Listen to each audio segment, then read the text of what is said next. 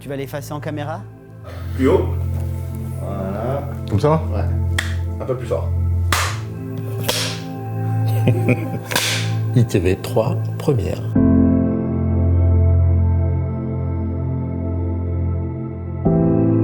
Le premier câble a été installé en 2008, il s'appelle Gondwana 1, il relie Sydney avec Nouméa et il a surtout permis de transformer l'Internet calédonien et de transformer l'écosystème de l'Internet en Nouvelle-Calédonie, et ce qui a été une avancée fantastique pour la Nouvelle-Calédonie, et c'est pour cela que dès 2019 nous avons travaillé sur la création du second câble, parce qu'il était nécessaire de renforcer, de sécuriser cet Internet pour éviter ce qu'on a pu connaître dans certaines îles du Pacifique.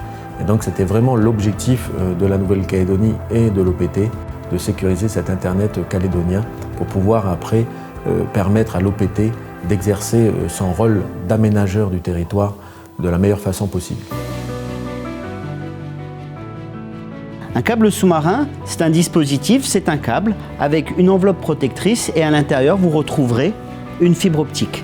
Grâce à cette fibre optique, nous allons pouvoir passer des signaux et ces signaux, eh bien, ça va être toutes les communications mobiles, Internet, de toute une population, de tout un territoire qui va pouvoir rentrer dans ces petites fibres optiques. Donc les câbles sous-marins, c'est ce qui nous permet de transporter 95% de l'Internet mondial. Et donc ce sont des dispositifs qui sont l'ossature de l'Internet et des communications dans le monde. La réalisation d'un câble sous-marin se passe en plusieurs étapes. La première étape consiste à réaliser l'ensemble des études. Ce seront des études environnementales, des études sociétales. Il nous faudra connaître précisément les fonds sous-marins, la faune et tous les impacts que pourrait entraîner le déploiement d'un câble sous-marin. Quand on pose un câble sous-marin de ces dimensions-là, il y a toute une préparation, toute une étude entre nous au niveau de l'OPT, nos institutions, même nos coutumiers et les prestataires pour identifier exactement l'endroit où le câble doit passer. Donc il y a une étude en documentaire, après il y a une étude concrète, marine, sur le terrain, avec des plongeurs pour identifier chaque centimètre en fait, du domaine public maritime pour identifier les contraintes. Donc il peut y avoir des contraintes avec des patates, etc.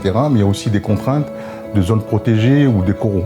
Donc la seconde étape est de construire ce câble, c'est-à-dire de réaliser les 1700 km de câbles et les différents équipements actifs qui vont constituer ce système complet.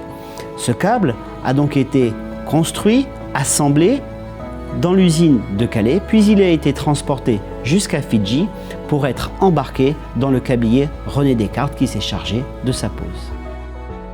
Le projet des deux câbles Gondwana 2, Pico 2 a un coût global d'environ 4,7 milliards. La moitié de ce financement est obtenue en fonds propres de l'OPT, l'autre moitié est obtenue par le concours de l'État, le soutien de l'État, à la fois par un prêt de l'AFD qui nous a été accordé pour à peu près 30% du montant du projet, mais également un accès au fonds exceptionnel d'investissement de l'État, du ministère de l'Outre-mer, et nous attendons la réponse sur la partie défiscalisation du projet qui viendra compléter son financement. Mais une grosse partie du budget, c'est la fabrication du câble en lui-même. Cela représente environ 1,7 milliard sur les 4,7 milliards totaux du programme.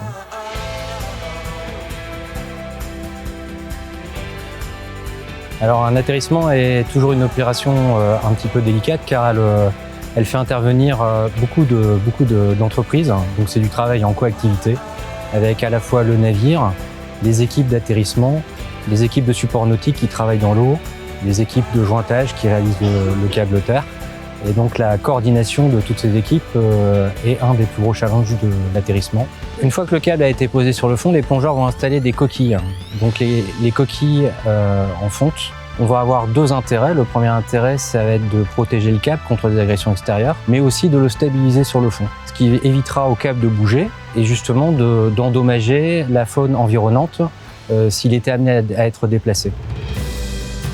Alors, le système complet, Gondwana 2 et Pico 2, dispose de 8 sites d'atterrage. C'est un nombre très important pour un câble sous-marin.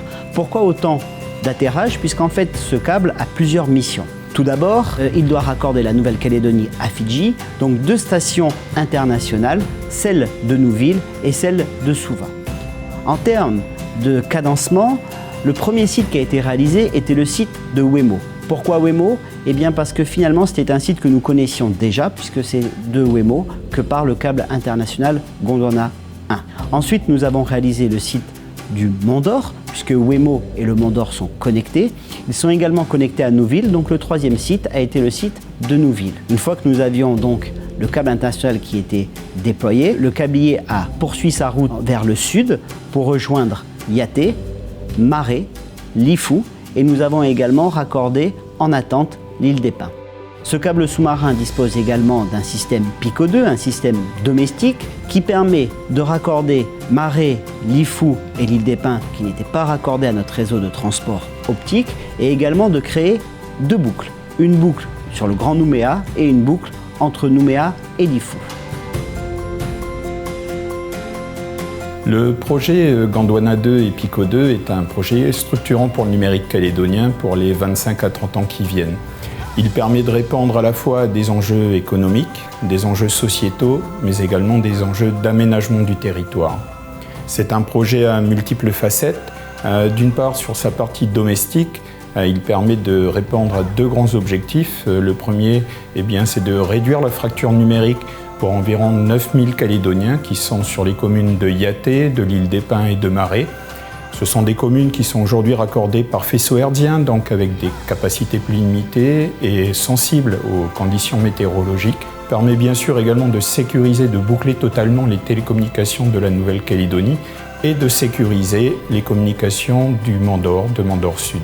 Il nous permet également de nous ancrer dans notre environnement régional, mélanésien et polynésien, et à partir de 2023, il va nous permettre d'ouvrir des routes numériques directes entre la Calédonie, Wallis et Futuna et la Polynésie française.